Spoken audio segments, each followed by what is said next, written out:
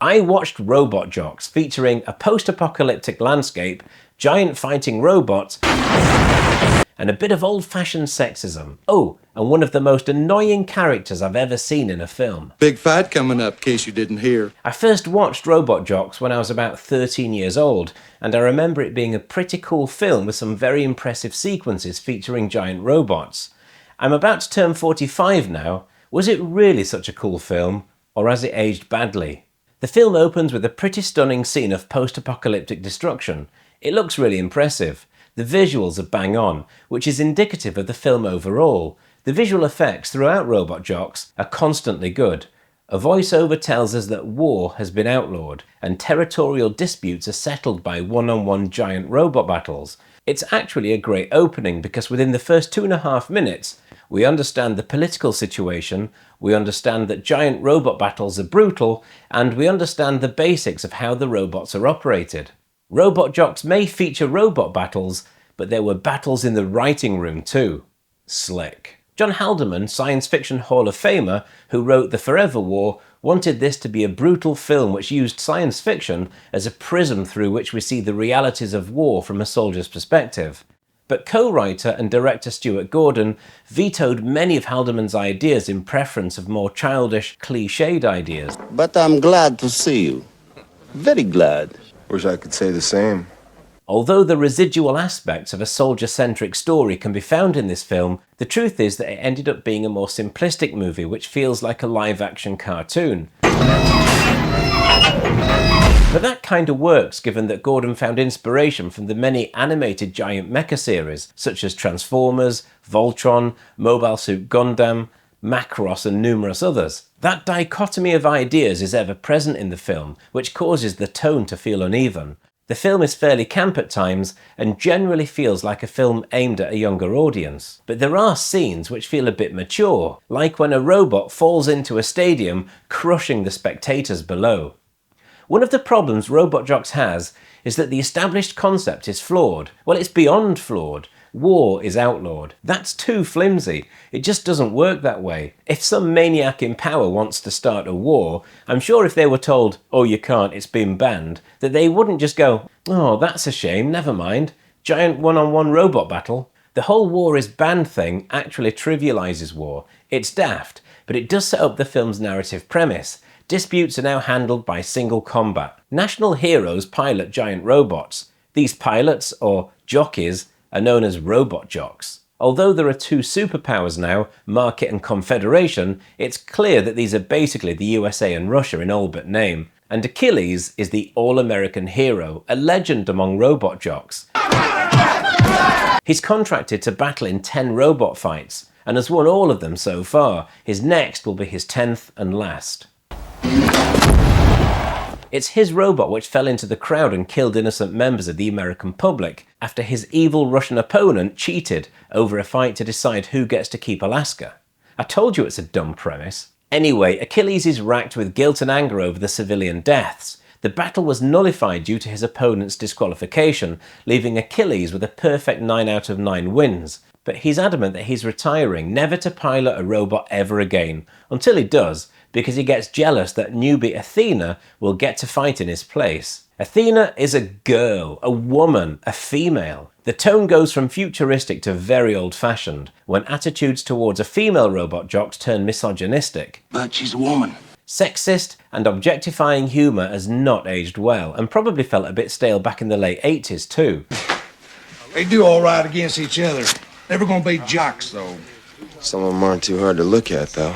When asked to provide sperm samples for a genetic engineering project, the laddish response is more Robot Jox than Robot Jox. Could we just skip the middleman and make a direct deposit? This is a perfect example of the character Tex Conway being an annoying tit. You ain't using my DNA to make no tubies. He's a mashup of yee-haw American stereotypes. He's a loud, obnoxious, uncultured, large cowboy hat-wearing, gun-toting Yank. He's even called Tex. Name's Tex, little lady. The only thing he doesn't do is start banging on about God. I'll be damned. There's a spy in this film giving away technical specifications and secrets to the enemy, and, spoiler alert, it's Tex, but it's not really a spoiler as you suspect him anyway, and even if you didn't, you want it to be him because you just know that the perpetrator will get their comeuppance. I'll see you in hell. Another stereotype is the Confederate baddie. There's no depth to him, no charisma, he's just evil for evil's sake. He's a caricature rather than a believable character. I will make your death interesting. Achilles is the hero of this film, but he doesn't feel like a big character, and when he has a romance with Athena, it all just seems awkward and not at all convincing. Achilles, by the way, is played by Gary Graham, who sadly passed away fairly recently. As a Trekkie, I do like to point out Star Trek links, so it would be remiss of me not to mention that Gary played Soval in both Star Trek Enterprise and the incredible fan-made Axanar. I lived on Earth for more than 30 years, Commander. Jeffrey Combs appears briefly in this film, and Combs is a Trekkie's favourite, as he's played so many characters in Star Trek, especially in Deep Space Nine. My people were once little more than apes, and look at us now. Also, is it just me or does this fella look a bit like James Cameron? Actually, that's Robert Sampson, and he was also in Star Trek. Anyway, I digress. Athena is a genetically engineered robot Jox. There's a theme of prejudice running through the film which works well, as regular humans consider the test tube babies somehow less worthy.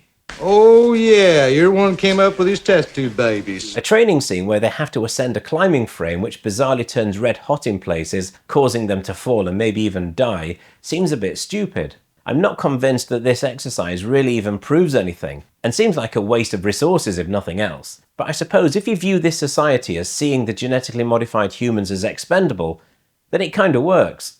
I've listed a few bad aspects to this film, but there are way more positives. The most obvious one are the robots. They look amazing, I love them. And a mixture of stop motion and model work was utilised to get some pretty stunning effects. I'm guessing for the puppet work, they filmed at a high frame rate and played back at 24 frames per second to make it smooth and ensure the movements felt scalably large. If you want to get a better idea of the robot models, I'll add a link to a YouTube video from Prop Store's Props to History channel, which shows them in their full glory. Ron Cobb was the designer of these robots. Cobb is an artistic icon, and his concept art can be seen in other sci-fi titles, such as Dark Star, Alien, Total Recall, The Abyss, and Star Wars. The actual fighting can be a bit cumbersome, but the shots of robots interacting with the landscape really do convince of the huge scale of these things. The sets are brilliant and they serve to add a sense of scale to the film. There's even people walking in the background to really sell the effect. And look at this full-scale foot, it's gorgeous! The cab of the robots look amazing too, the screens and dials, and I love the display on the window. Sometimes you can see matte lines and sometimes you can see strings, and the moments of stop motion animation have that non-motion blur jitter, which to be honest I love because it reminds me of the work of Ray Harryhausen and Wills O'Brien. The way the robots are controlled isn't original, it's been in manga and anime, and we've seen it since in films like Pacific Rim, but it looks convincing, most of the time anyway. And look at these costumes, the suit looks absolutely fantastic. It's not just robots. Achilles' flying car is awesome. It's a brutalist style rather than ostentatious, but it doesn't look cobbled together by the props department. There's a real attention to detail in this film. This high-tech vehicle amongst the Stark buildings gives this a cyberpunk edginess. It doesn't look too flash though. In a world where resources are scarce, it looks like a plausible craft. The streets have posters promoting pregnancy, encouraging people to do their bit. The state of the world isn't really explained, but these posters serve as world-building gems which enrich the film and elevate it from some of the silliness. The concrete jungle isn't pretty, life looks grim, hard. You can see why the public enjoy the entertainment and escapism of giant mecha battling it out. This is not a prosperous society. It's a civilization suffering from hardship. There's a scene when Achilles retires and goes to his brothers. We see them commenting that they're actually eating meat tonight to celebrate. And then we see the measly portion they're getting excited about. We're having real meat tonight to celebrate.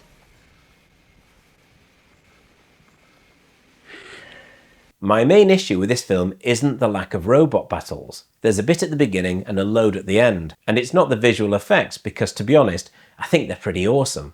The sound is great too, by the way.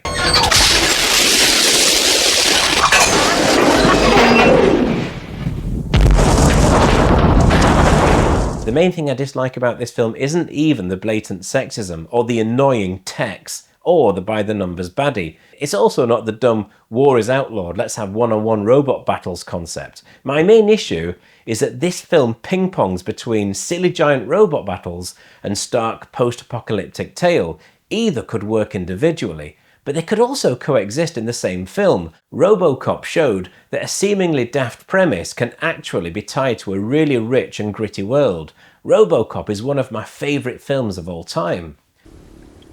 Please put down your weapon.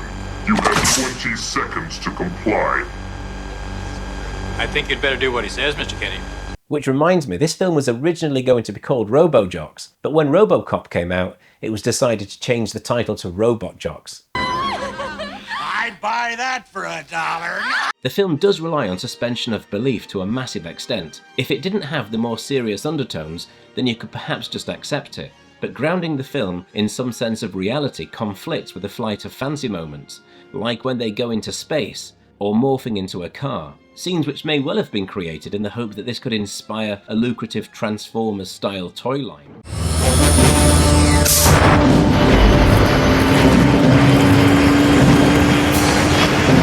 But anyway, the efforts spent on world building don't get a chance to shine. There's a lore in this film somewhere, a really interesting one, but it's buried. I want to know more about the state of humanity in this post-apocalyptic society. What exactly is happening with birth rates? I recently did a video on Empire International Pictures' Arena. Robot Jox was being shot at the same time by Empire Pictures. It was their most ambitious title yet and their most costly, at around $6.5 million. It would be wrong to say that this is the film that finished off Empire Pictures. It was already tanking by this stage, but it was their last ever film to go into production, though it had to be finished by Epic Productions, who ended up buying much of what remained of Empire Pictures at the end of the 80s. I don't know if the dual-tone nature of this film is a result of the writers pulling in different directions, or if it's because of a quick edit to get the film out to cinemas. Even the ending feels a bit naff. It does work, but it feels a bit too convenient, like the production team just wanted to wrap it up and get it out the door. An afterthought. I have the Shout Blu-ray version of this. However, this movie is part of the superb Enter the Video Store box set by Arrow Films, and it gets a new transfer on there. I don't own that, but I've certainly got my eye on it. This was a big screen flop, which ended up being a video store rental staple, and like me, I think a lot of people in the 90s discovered this as a VHS rental.